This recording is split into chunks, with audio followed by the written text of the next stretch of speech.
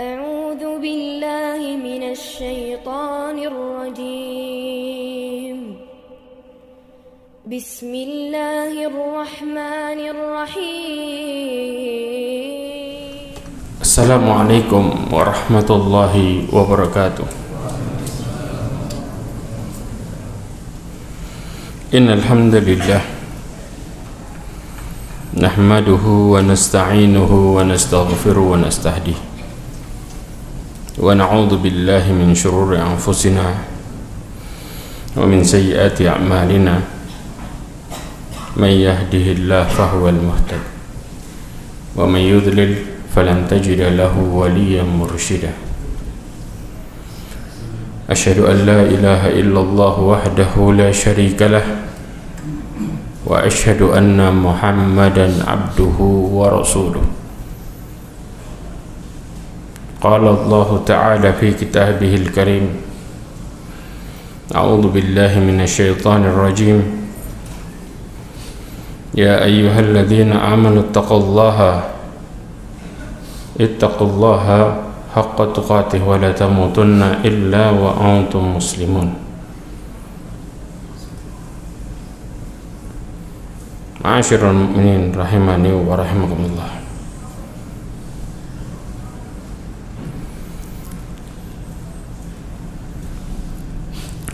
Marilah kita bersyukur pada Allah Azza wa Jalla dengan segala kenikmatan yang Allah berikan kepada kita semua. Salawat dan salam kepada Nabi Muhammad sallallahu alaihi wasallam, khairul anbiya'i wal mursalin, sebaik-baik nabi dan sebaik-baik rasul. Ma'asyiral mu'minin rahimani wa rahimakumullah. Dalam kita menemui bulan Ramadan,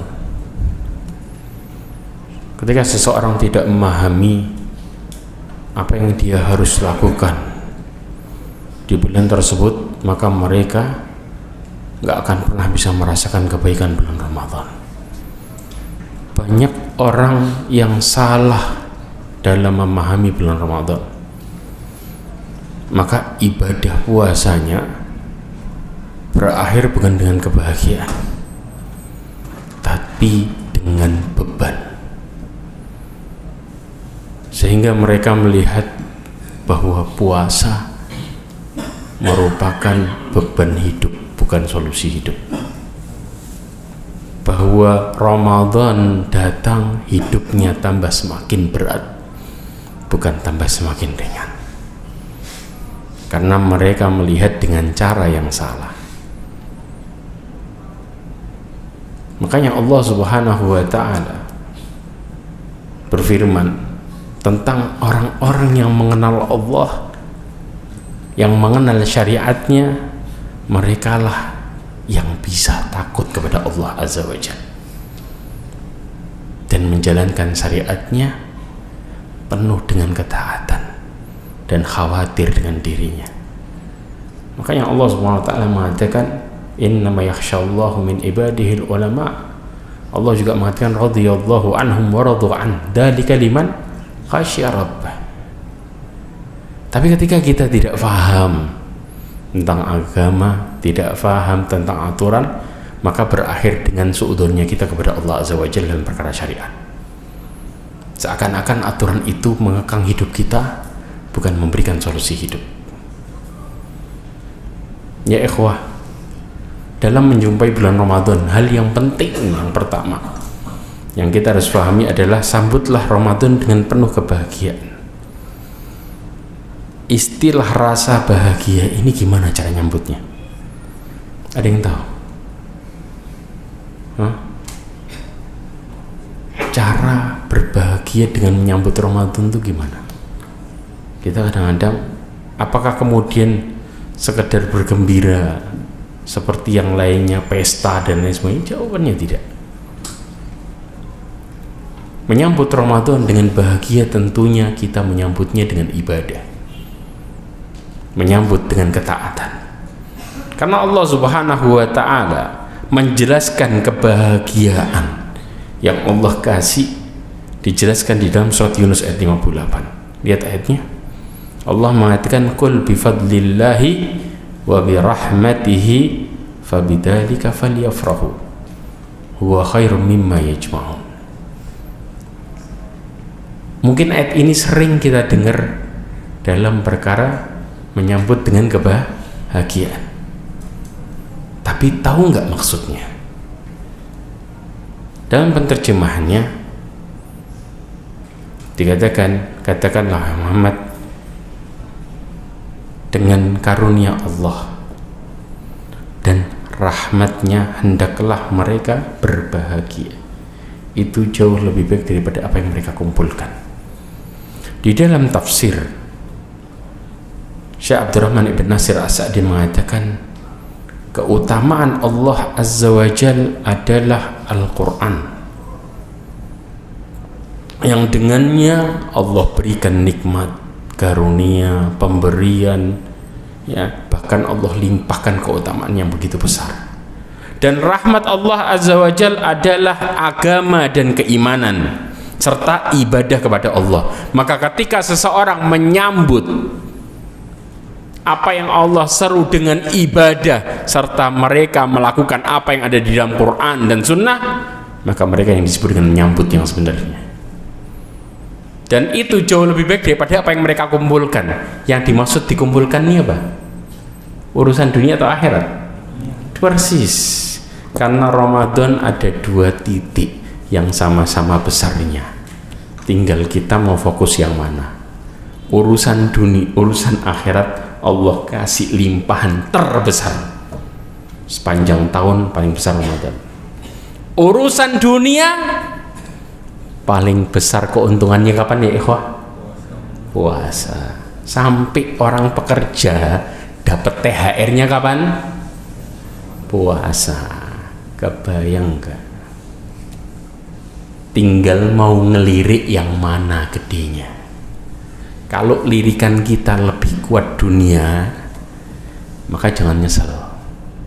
Kalau ternyata kita ditipu sama pikiran kita bahwa kalau punya uang banyak nanti bakal bahagia. Jawabannya iya atau enggak? Tidak. Karena puncak kebahagiaan itu bukan ditandai dengan banyaknya dunia. Berapa banyak orang mereka dihadapkan dengan perkara dunia tapi tidak bisa memuaskan dia. Karena ternyata ya ikhwah, jangan pernah salah sangka. Dunia itu ya, ketika kita dihadapkan dengannya, maka orang yang banyak harta cobaannya lebih berat daripada ganda daripada orang yang miskin. Apa dalilnya? Silahkan lihat. Rasulullah SAW mengatakan dalam hadis riwayat Imam Bukhari, Rasulullah meringatin orang kaya bukan orang miskin. Kata Rasulullah, fa wallahi ma akhsha alaikumul faqr. Demi Allah, aku enggak takut sama kalian kemiskinan. Enggak takut. Walakin akhsha alaikum an tubsata alaikum dunya. Hati-hati. Tapi yang aku takutkan sama kalian itu dibukain dunia lebar-lebar. Kenapa? Kama pusitat ala man kana qablakum. Sumber kebinasaan kaum-kaum dahulu bicaranya kekayaan, bukan miskin. Yang buat mereka bangkang dan lupa sama Allah judulnya kaya, banyak harta. Silahkan pelajari kisahnya para nabi, kasusnya mereka ya, para pemimpin pembangkang itu orang kaya semua. Makanya Rasulullah mengatakan apa? Fatanafasuha kama tanafasuha. Maka kalian akan berlomba-lomba kayak orang dulu berlomba-lomba. Saya mau tanya, ambisi harta dalam mencari itu lebih gede orang kaya atau orang miskin? Persis.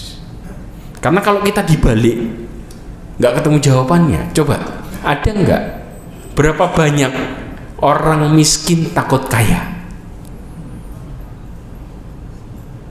Banyak apa dikit? Sedikit, sampai kita, masa sih orang miskin takut kaya? Kadang-kadang muncul pertanyaan itu. Kalau dibalik, dan berapa banyak orang kaya takut miskin? Persis. Makanya orang ambisius dalam harta bukan orang miskin. Sedikit orang miskin yang ambisius dan nggak sekencang orang kaya. Bahkan orang yang tersiksa dengan hartanya sendiri orang miskin atau orang kaya? Persis. Ya sudah. Makanya Rasulullah mengatakan fatuhlikakum kama ahlakathum. Maka harta itu akan mencelakai kalian. Kayak orang dulu celaka karena hartanya. Karena harta. Ini yang jadi realita. Kemudian ya ikhwah, lah Ustaz, apakah kita nggak dianjurkan untuk bekerja? Ada porsinya. Harusnya kita meletakkan urusan akhirat di bulan Ramadan itu jauh lebih besar. Karena para tabi'ut tabi'in, setelahnya para sahabat, semua mereka datang bulan Ramadan menyambut dengan ibadah dan gak berpikir tentang urusan dagang. Apakah kemudian gak boleh dagang? Boleh, tapi porsinya jangan kelebihan. Karena pada dasarnya ketika kita di bulan Ramadan kita melakukan ketaatan, Allah keberkahi waktu kita. Ada waktu di mana kita juga bekerja, tapi ada waktu di mana ketika kita beribadah, waktu itu menjadi berkah. Makanya ya ikhwah, dalam sikap-sikap yang seperti ini, antum harus tahu bahwa orang-orang yang mereka fokus sama dunianya, mereka akan selalu menghadapi rasa permasalahan yang gak hilang, tidak hilang. Apa itu? Ini 3 hal. Al-Imam Ibnu Qayyim Al-Jauzi menjelaskan di dalam kitabnya Ighathatul Lahfan, dikatakan muhibbud dunya la yanfakku minats thalath. Para pecinta dunia itu nggak akan pernah terlepas dari 3 hal. 3 hal permasalahan yang nggak lepas dari dia, lengket. Apa itu? Yang pertama, hammun lazim. Ya, rasa sedih yang terus menerus ketika kita ngejar dunia nggak dapat. Gimana rasanya? Kecewa, sedih, betul. Kejar lagi, nggak dapat lagi, kecewa lagi. Terus nggak lepas dari kita. Pertanyaannya, ketika antum ibadah, justru ketika antum jauh dari ibadah, setelah antum merasakan ibadah, maka jauhnya antum dari ibadah, antum akan merasakan kenapa saya kok nggak bisa istiqomah. Lain dengan dunia. Subhanallah ya ikhwah. Yang kedua apa? Ta'abun daim. Kita akan merasakan rasa capek, rasa letih yang berkelanjutan, yang nggak selesai. Antum kalau pulang dari kerja, gimana badan rasanya? Capek kan? Pulang dari taraweh, gimana? Ada istilah capek? Yang ada antum melanjut makan. Betul nggak? Cari kuliner, masih bisa kanan kiri jalan kita. Coba pulang kerja, di rumah selesai sudah tutup pintu. Ini realita. Bahkan habis pulang taraweh masih lanjut qiyamul lail di akhir Ramadan. Dan paginya masih antum aktivitas. Ada rasa capek yang antum merasakan, bahagia malah. Tapi kalau antum kerja dan semalam gak tidur, gimana rasanya? Itu yang kita hadapi, dan itu kenyataan.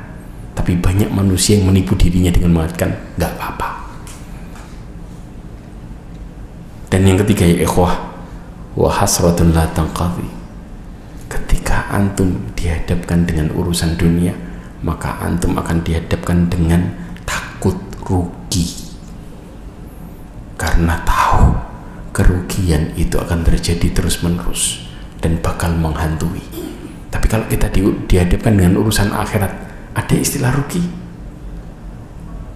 Antum semakin merasakan ketaatan, semakin antum bahagia. Bahkan walaupun uang kita pas-pasan. Apa buktinya?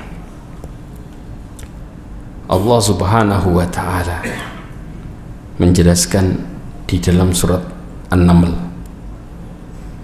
ayat 93.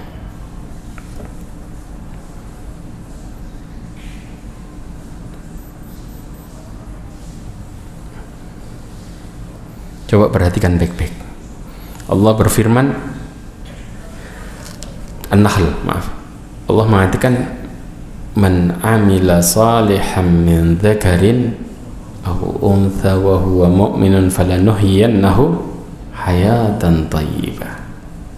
Barang siapa yang melakukan amal saleh dari laki-laki dan perempuan, sedangkan dia beriman, maka kami akan berikan kehidupan yang baik. Kehidupan yang baik di dalam tafsir ditafsiri beberapa, dan tafsir ini saling melengkapi. Kita lihat tafsir Syekh Abdurrahman ibn Nasir As-Sa'di mengatakan kehidupan yang baik adalah Allah akan memberikan ketentraman hati. Pertanyaannya, kalau kita dapat uang bisa dapat kayak gini nggak? Bisa nggak menjamin hati kita tentram kalau kita dapat harta? Gak bisa. Tenang itu gak bisa dibeli. Tenang itu Allah yang kasih. Dan Allah mengatakan itu diberikan kepada siapa? Orang mukmin, dan tidak diberikan kepada yang lainnya. Dan Allah Subhanahu wa ta'ala mengatakan itu dalam surat Al-Fatih ayat 4. Allah Subhanahu wa ta'ala mengatakan surat 48 ayat 4. Allah katakan apa? Huwallazi anzala as-sakinata fi qulubil mukminin. Dialah yang menurunkan ketenangan di hati orang mukmin. Ketentraman hati Allah kasih cuma pada orang mukmin. Apa tujuannya? Liyazdadu imanan ma'a imanihim, supaya keimanannya mereka bertambah, tambah naik, tambah yakin sama Allah. Makanya ketika hati kita tenang habis ibadah, apa yang kita lakukan? Kita kepingin lanjut ibadah lagi. Berbeda kita dengan menghadapi dunia, yang setelah kita berhasil dunia, mau lanjut lagi kita mulai takut, kalau nanti rugi gimana? Bayangin ya ikhwah. Tapi tidak dengan urusan akhirat. Yang kedua adalah ketenangan jiwa. Kemudian bahkan saking tenangnya mereka tidak akan pernah melakukan sesuatu yang merusak jiwanya. Mereka jauh dari kemaksiatan. Kemudian mereka akan diberikan rezeki dari jalan yang tidak disangka-sangka. Karena Allah memberikan rezeki ini supaya manusia yakin bahwa pemberinya adalah Allah, bukan hasil usaha dirinya sendiri. Karena rezeki itu ya datangnya dengan dua hal, apa yang diprediksi dan apa yang tidak diprediksi. Paham? Dan ini disebutkan oleh para ulama. Orang mukmin banyak yang mana? Diprediksi atau enggak? Yang enggak. Wa yarzuqhu min haitsu la yahtasib. Ini harus kita paham. Sedangkan orang kafir banyakkan mana? Yang diprediksi atau enggak? Persis. Makanya kalau kita ngikutin jalan yang salah, ya kita nggak ketemu jawabannya. Karena mereka dikasih yang itu. Ya. Kemudian di dalam tafsir Muyassar, lihat baik-baik. Dikatakan kami berikan kehidupan yang bahagia. Serta apa? Serta dikasih ketentraman di dunia walaupun tidak banyak memiliki harta. Bahkan Syekh Saleh Al-Utsaimin mengatakan walaupun mereka cuma bisa makan sehari sekali, tapi mereka bahagia dengan dekatnya kepada Allah Azza wa Jalla. Bayangin, padahal kita kerja siang malam tujuannya buat apa? Cari kebahagiaan. Tapi suka salah tujuan. Tujuannya buat dunia, bukan buat akhirat. Kalau tujuan buat akhirat, kita dapat ini. Karena ketika tujuan buat akhirat, maka disebut dengan apa? Amal saleh. Ketika kita bekerja supaya bisa memberikan nafkah keluarga, supaya keluarga bisa taat sama Allah, maka ini tujuan akhirat. Tapi ketika kita berbicara dunia, supaya kita bisa mudah mau apa? Mau melakukan semua hal yang kita inginkan dan bicara hawa nafsu, maka lihat ini merupakan tujuan dunia dan para pengajar dunia. Sedangkan Ramadan ada 2 jenis manusia di dalamnya. Orang-orang yang menuju kepada akhirat dan orang-orang yang menuju kepada dunia. Pertanyaannya, ketika orang menuju kepada akhirat di bulan Ramadan, apakah dunianya nggak dapat? Dapat. Tapi ketika seseorang berapa ngejar dunia, akhirat dapat nggak? Persis. Tapi manusia suka melupakan hal itu. Tetap aja dunianya dikejar terus. Akhiratnya nanti dulu, tahun depan saya bakal melakukan dengan baik, tahun ini nggak dulu. Ya ikhwah, ajal nggak pernah bisa ditunda. Waktu nggak akan pernah bisa dikembalikan ke belakang. Tapi manusia, mereka lebih senang menunda sesuatu. Makanya hidup kita sering kena masalah tanpa ada solusi, karena itu yang terjadi. Ma'asyiral mu'minin rahimani wa rahimakumullah. Makanya disebutkan juga bahwasanya Nabi SAW memberi kabar gembira kepada para sahabatnya ketika datang bulan Ramadan. Dan ini diriwayatkan dalam sebuah athar yang diriwayatkan oleh Imam Ahmad dan disahihkan oleh Imam Syu'aib al-Naud. Dikatakan, qad ja'akumur Ramadan, telah datang kepada kalian bulan Ramadan. Kenapa? Syahrun mubarak, bulan yang penuh keberkahan. Kemudian iftaradallah alaikum siyamah, Allah mewajibkan atas kalian puasanya. Bahkan Allah mengatakan, fa innahu li wa ana ajzi bihi, sesungguhnya puasa itu untukku dan aku yang langsung kasih pahalanya langsung. Maka kalau Allah yang kasih pahalanya, maka pahala itu tanpa batas ya ikhwah. Karena Allah katakan, aku yang akan langsung memberikan pahalanya. Ya. Kemudian juga tuftahu fihi abwabul jannah, dibukakan pintu surga.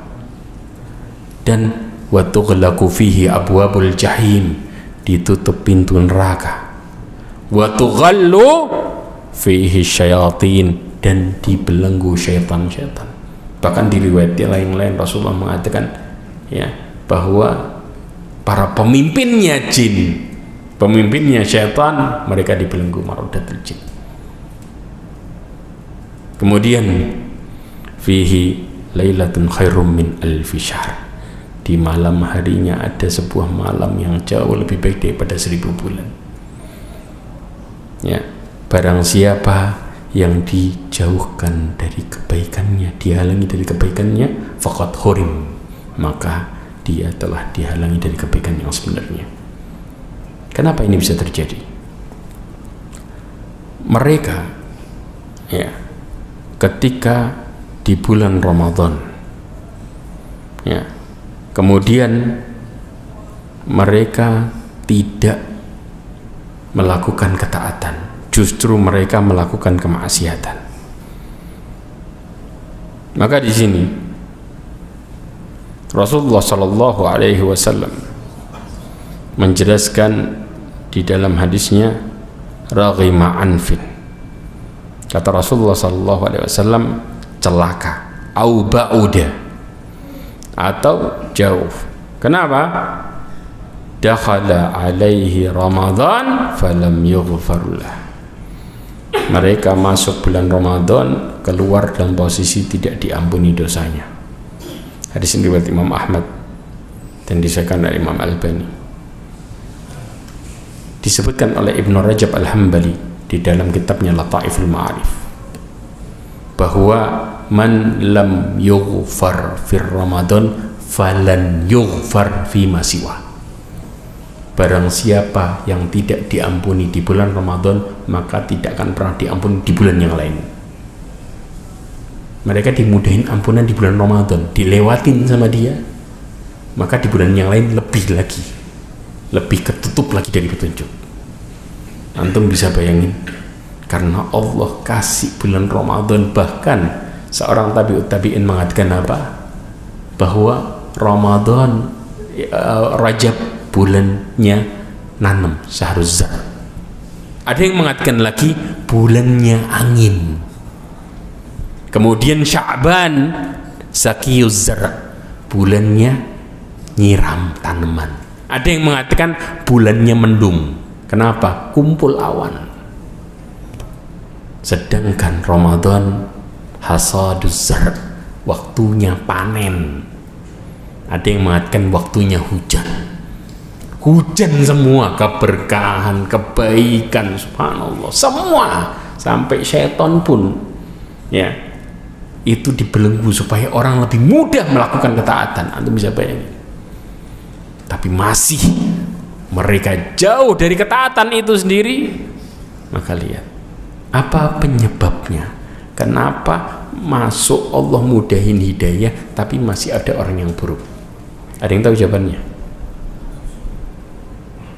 Ada yang tahu jawabannya? Maksiat. Makanya ini berkaitan dengan hal yang kedua.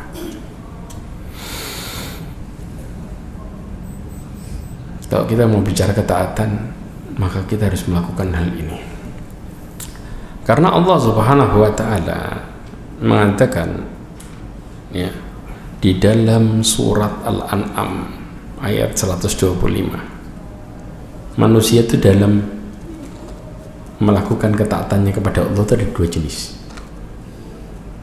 Jenis yang dikasih hidayah sama jenis yang dijauhi dari hidayah. Allah mengatakan apa? Faman yurid ayyahdiyahu yashrah sadrahu lil Islam. Barang siapa yang Allah kehendaki kepadanya petunjuk, maka Allah akan lapangkan dadanya menerima Islam. Di dalam tafsir Ibnu Katsir disebutkan yang dimaksud menerima Islam gimana?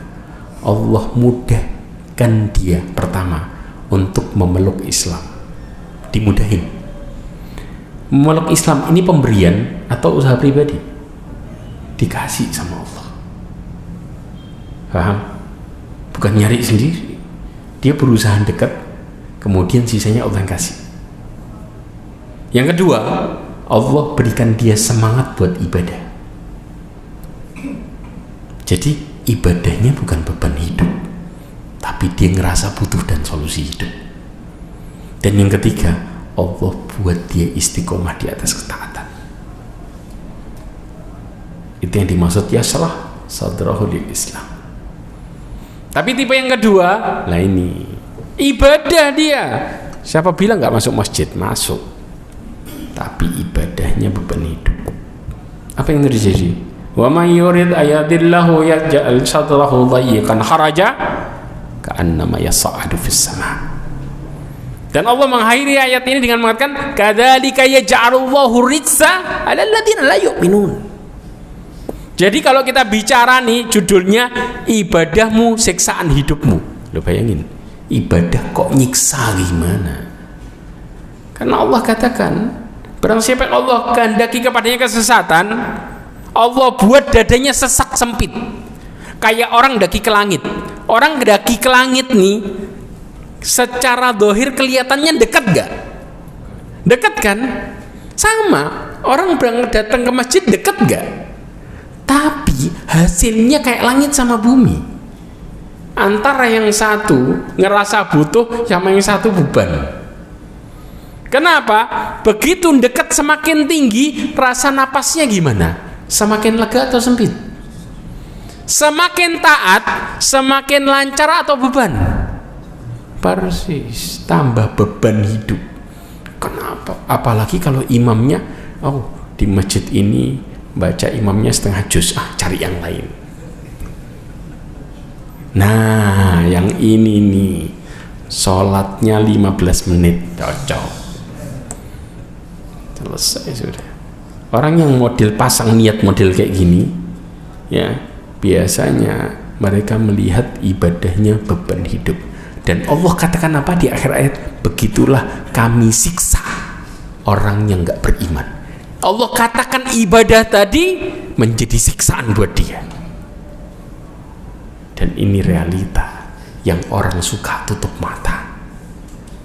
Begitu dia ngerasa ibadahnya beban, dilanjutin terus. Tanpa apa? Tanpa balik dengan taubat. Karena dia tahu setiap selesai ibadah dia tutup dengan maksiat. Maka berakhir dengan apa? Beban hidup. Maka kalau diajak untuk semangat ibadah tahun depan, selalu judulnya apa? Ayo semangat, tahun depan saya akan lebih baik, tahun depan.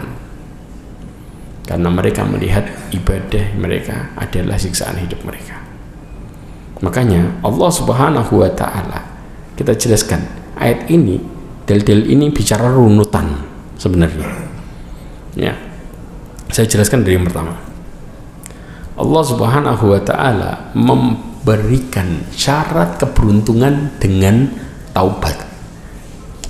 Allah katakan, wa tubu ilallahi jami'a ayyuhal mu'minuna la'allakum tuflihun.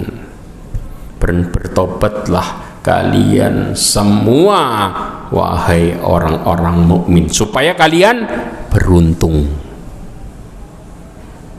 Karena jauhnya kita sama Allah karena kemaksiatan yang kita lakukan.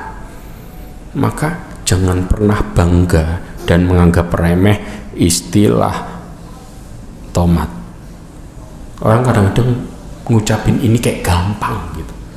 Habis tobat maksiat, mereka mengatakan, oh itu sholat maksiat, sholat maksiat. Ya karena hidupnya akhirnya menjadikan ibadahnya jadi siksaan. Padahal Allah SWT menjadikan agama Islam itu mudah. Betul nggak? Al-Imamul Aufi mengatakan, dan dinukil dalam tafsir Ibnu Katsir dari Abdullah bin Abbas. Abdullah bin Abbas mengatakan apa?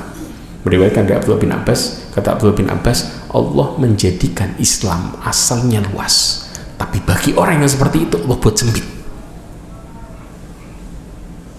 Antum bisa bayangin nggak? Ibadah itu asalnya solusi, tapi buat orang yang seperti itu jadi masalah. Ini realitanya. Makanya kalau bicara keberuntungan adalah dengan kita berusaha untuk taubat kepada Allah dalam kesalahan kita. Karena Allah Subhanahu wa ta'ala mengatakan bicara istiqomah, Allah syaratin apa? Syaratin istighfar. Apa dalilnya? Fusilat ayat 6. Allah katakan, kul innama ana basyarun mithlukum yuha ilayya annama ilahukum ilahu wahid fastaqimu ilaihi wastaghfiruh. Allah katakanlah wahai Muhammad, sesungguhnya aku manusia seperti kalian, diwahyukan kepadaku Tuhan kalian adalah satu, maka istiqomahlah dan istighfar. Karena penghalang istiqomah seseorang karena dosa yang dia lakukan. Ya, makanya semakin kita bisa berbuat dosa, maka semakin keimanan kita rontok. Makanya orang yang habis berbuat dosa, ibadahnya jadi tenang atau tambah susah? Tambah susah. Akhirnya apa? Kita bukan habis selesai kena masalah, kita bukan minta sama Allah solusinya, tapi ngandalin diri kita sendiri. Karena di saat itu kita lagi jauh dari Allah, karena dosa yang kita lakukan. Tapi berbeda, orang di bulan Ramadan banyak yang sadar. Begitu kena masalah, pada nasihatin apa? Coba istighfar, coba sholat, coba doa, karena dia dekat. Coba di luar bulan Ramadan, nasihat itu jarang keluar dari lisan manusia. Karena banyak orang kenal Allah cuman Ramadan. Padahal kita tahu, ketika kita lagi dekat sama Allah, hati kita dan sekitar kita bahagia bersama.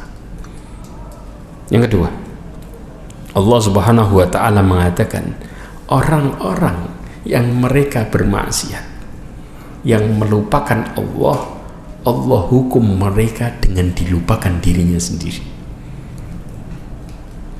Allah Subhanahu wa ta'ala berfirman, ya ayyuhalladzina amanu taqullaha wal tandur nafsum ma qaddamat liqad wattaqullaha innallaha khabirum bima ta'malun.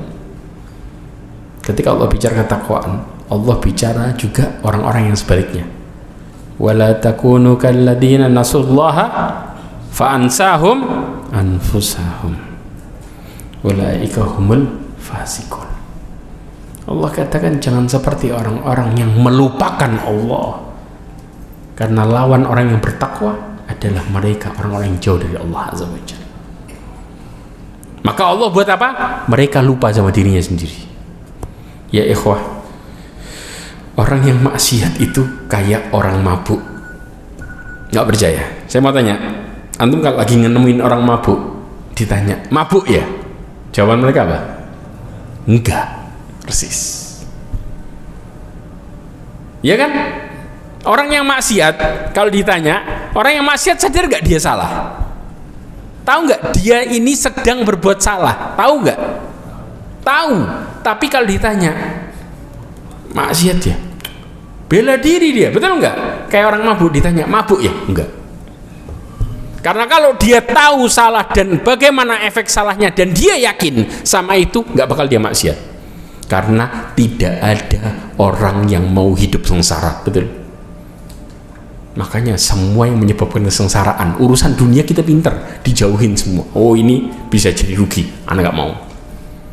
Kita kan kadang kalau investasi ini ngelihat peluangnya, wah bakal rugi, nggak bakal anak sini. Cari yang enak aja. Tapi giliran urusan akhirat ketika kita dihadapkan dengan keburukan, ya kita akan mengatakan nggak apa-apa, nanti bisa tobat. Ini yang orang suka lupa. Makanya ya ikhwah, maka dikatakan wala takunu kalladzina nasullah fa ansahum anfusahum. Yang lebih mengerikannya lagi, kalau Allah sudah membuat seseorang lupa diri, apa yang terjadi? Allah mengatakan dalam surah Al-Kahfi ayat 28. Allah katakan wala tuti man aghfalna qalbahu wattaba'a hawahu. Orang kalau sudah dilupakan dirinya sama Allah, maka semua keputusan yang ngikutin hawa nafsu. Pertanyaannya, ada nggak hawa nafsu ngajak baik? 1% aja. Ada? Semua yang diajak hawa nafsu baik atau buruk? Nggak ada celah kebaikan sama sekali. Berarti orang yang jauh dari Allah tidak ada kebaikan yang bisa diharapkan dari dirinya.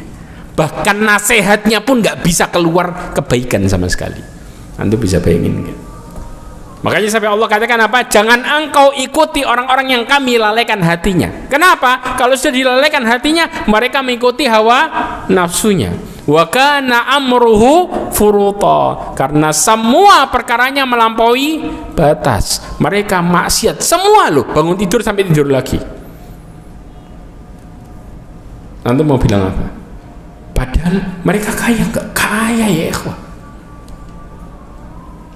Tapi ketika kita deketin dan curhat sama mereka, pernah keluar nggak lisan dari orang lisan yang seperti itu dengan mengatakan, coba masalahmu hadapi dengan sholat? Pernah dengerin orang yang jauh dari Allah nyebut sholat sebagai solusi hidup? Gak akan. Mereka pasti akan mengutamakan solusi terbesar supaya nggak stres adalah healing. Betul? Iya. Karena manusia yang mulai mengandalkan dirinya sendiri dan mereka nggak yakin sama Allah, mereka selalu mencari solusi pakai masalah. Orang selesai healing gimana? Tambah stres, kantongnya habis, hatinya sumpek. Iya kan? Orang nggak punya uang sumpek, betul nggak? Ya Allah, keinget lagi masalahnya, subhanallah.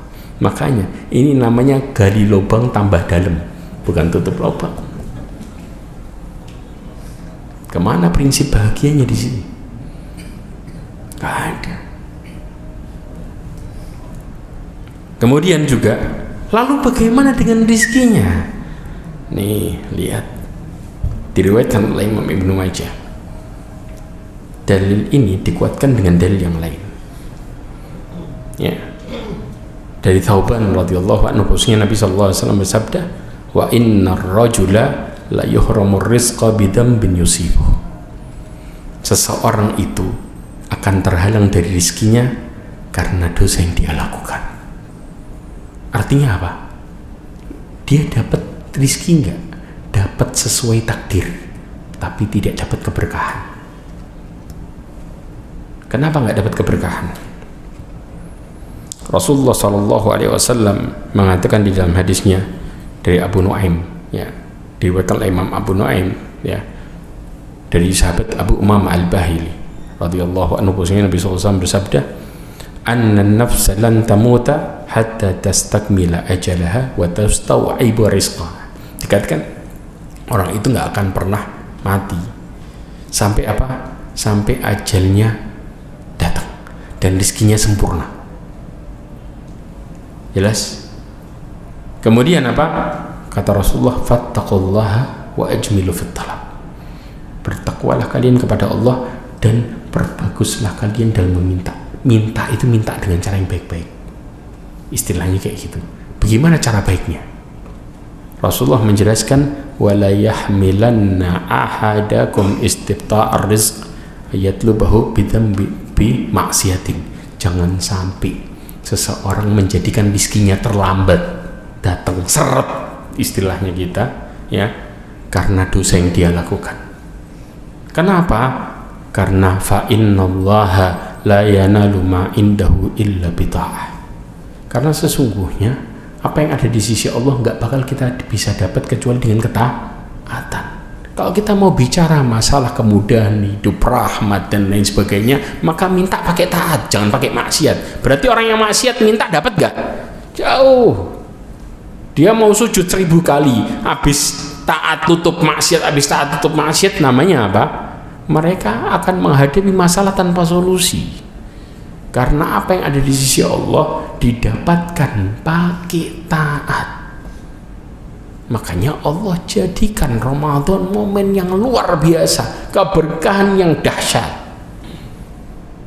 Tapi justru kita melakukan sebaliknya. Na'udzubillah min dzalik. Kemudian karena sesungguhnya dosa itu akan menutup seseorang dari hidayah dan ini dalilnya. Dikatakan innal abda idza akhta'a khati'atan nukitat fi qalbihi naqtatun sauda. Seorang hamba kalau melakukan dosa, maka Allah akan kasih di dalam dalam hatinya titik hitam. Fa idza huwa naza'a wastaghfara wa taba suqila qalbah. Kalau dia melepaskan dosanya, berhenti, istighfar dan taubat, hatinya bersih lagi. Tapi kalau nambah gimana? Wa in ada zida fiha hatta ta'lu qalbah. Kalau dia balik lagi nambahin dosa, tambah titik hitamnya sampai meliputi semua hatinya. Maka kalau sudah ketutup sama titik hitam, Rasulullah nyebut itu ran, penutup. Sebagaimana Allah katakan, kalla bal rana ala qulubihim ma kanu yaksibun. Makanya kalau sudah ditutupi dengan titik hitam tadi gara-gara dosanya, mereka melihat ibadah adalah beban dan siksaan hidup. Ngelihat maksiat adalah hal yang membuat hidup ini senang dan bahagia. Kacamatanya kebalik 180 derajat. Saya tutup dengan sebuah hadis Rasulullah SAW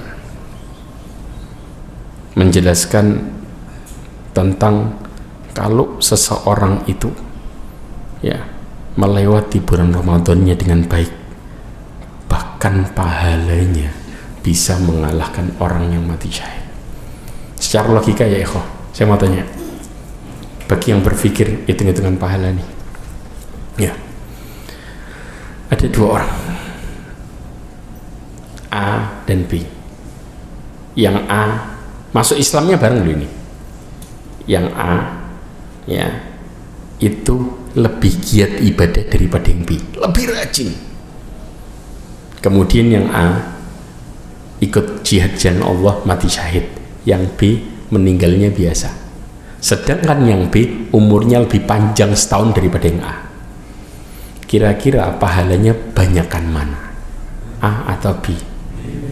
Hah? Masya Allah, sudah pada paham rupanya. Ya, karena pada dasarnya yang membuat kualitas itu luar biasa karena ketika dia serius di bulan Ramadan, mereka selalu sholat di malam harinya, dalam hari-harinya, maka bisa mengalahkan orang yang mati jam jihad jalan Allah. Dan di sini masyhur ya, dan ini sering disampaikan di bulan Ramadan dari Talha ibn Ubaidillah, di mana ketika dia melihat seseorang dari Bali, ya, sebuah suku, ya, yang kemudian dua-duanya melakukan Islam bersama, masuk Islam bersama, tapi yang satu lebih semangat daripada yang satu lagi, bahkan ikut berjihad jalan Allah dan meninggal. Yang satu hidupnya lebih panjang setahun, sehingga ketika Talhah tidur dan dia bermimpi bertemu di pintu surga, ternyata ngelihat dua orang ini. Ternyata yang dipanggil masuk surga duluan yang mana? Yang umurnya lebih panjang setahun, dimasukin dulu ke surga. Loh lah, kok bisa? Yang kedua, yang A, yang lebih semangat tadi masuk surga berikutnya. Begitu sampai ke Talhah, balik engkau, belum datang waktumu, bangun. Diceritakan Rasulullah SAW cuman ketika diceritakan ini, Rasulullah tanya dengan pertanyaan yang simpel. Coba perhatikan jawaban Rasulullah ketika ditanya masalah ini. Pertanyaannya simpel. Begitu diceritakan, ya, kata Rasulullah, min ayyidalika ta'jabun, engkau dari sisi mana yang buat engkau heran? Seakan-akan itu di sisi Rasulullah ya wajar, betul. Masalahnya di mana? Diceritakan, loh, yang sering orang ukur itu kan giatnya orang, betul nggak? Yang sering orang ukur itu kan bagaimana seseorang itu lebih giat dan lebih taat sama Allah. Tapi mereka nggak mengukur ketika hidupnya lebih panjang sedikit dan ketemu Ramadan, dia lupa sama yang itu. Dia lupa sama yang itu. Padahal ketemu Ramadannya cuma selisih satu. Ya. Kemudian Rasulullah SAW tanya lagi, bukankah alaisa qad makatha hada ba'dahu sana? Bukankah yang satu lebih panjang umurnya? Ya, hidup setahun, ya, lebih banyak daripada yang satu lagi. Ya, apa yang terjadi? Wa adraka Ramadan fasamahu, dan dia mendapati Ramadan dan dia puasa. Dan juga apa? Wa shalla kada wa kada min sajadah fis sanah, dan dia sholat sekian dalam sujudnya setahun, nggak dihitung sama orang. Akhirnya apa? Rasulullah mengatakan fama bainahuma ab'ad mimma bainas sama'i wal ard. Kualitas amalannya yang meninggal terakhir itu kayak langit sama bumi. Yang meninggal terakhir jaraknya, kualitasnya di langit, yang satu kualitasnya di bumi, gara-gara cuma selisih setahun. Bukan sekedar ngalahin beda tipis, nggak ada cerita beda tipis kalau ingin, beda banyak. Jelas. Maka tinggal balik ke diri kita masing-masing, mau ngelewati begitu saja Ramadan dan kita bakal nyesel seumur hidup kita selamanya, atau serius sekarang sebelum terlambat. Kita semua yang punya jawabannya. Maka mudah-mudahan ini sebagai motivasi buat kita semua, jangan sampai masuk bulan Ramadan tapi kita sengsara. Mudah-mudahan Allah kasih kita istiqomah di bulan Ramadan, dan mudah-mudahan Allah sampaikan kita di bulan Ramadan, serta mudah-mudahan Allah mudahkan kita dalam perkara ibadah di bulan Ramadan dan jauhkan dari kemaksiatan, serta mudah-mudahan Allah berikan kita istiqomah setelah keluar dari bulan Ramadan, dan mudah-mudahan Allah tutup hidup kita semua dengan husnul khatimah. Subhanakallahumma wa bihamdika asyhadu an la ilaha illa anta astaghfiruka wa atubu ilaik wa akhiru da'wana alhamdulillah. Assalamualaikum warahmatullahi wabarakatuh.